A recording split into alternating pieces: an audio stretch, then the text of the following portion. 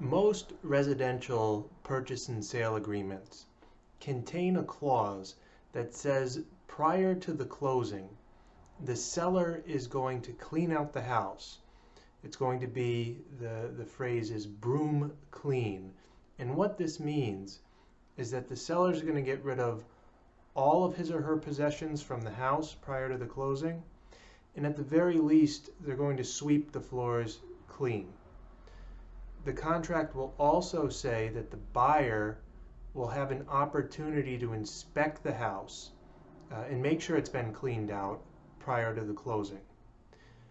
So this seems like a pretty common sense, innocent clause in the contract, but it's often overlooked, and it's often one thing that causes the most frustration between buyers and sellers, and particularly buyers. So first of all, if you're a seller, be aware that this clause is there, and do not underestimate the amount of work it's going to take to clean out your house. It takes a tremendous amount of work, and you have to get it all done before the closing. Now, if you have items that are customized for the house that you're selling, it's usually a very nice thing to leave them for the buyers. Okay, so when I bought my house, the seller left behind these unique antique doorknobs that fitted in the doors of my house and match all the other doorknobs, and also some paint.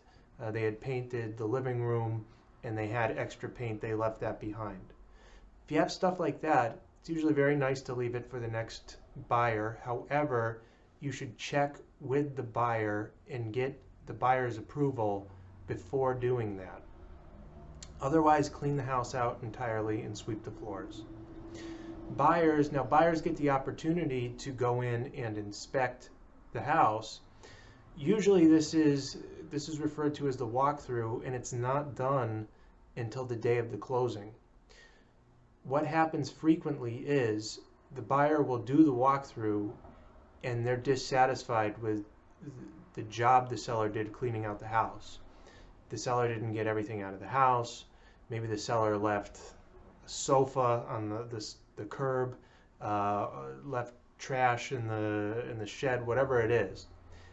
Now, most buyers will huff and puff about this and be angry, and then close anyway and be stuck with the mess, because if they delay the closing, it's going to be costly for them, either because they have to pay the bank to extend their rate on the loan, they have a moving company that they have to reschedule with, whatever it may be, it's costly.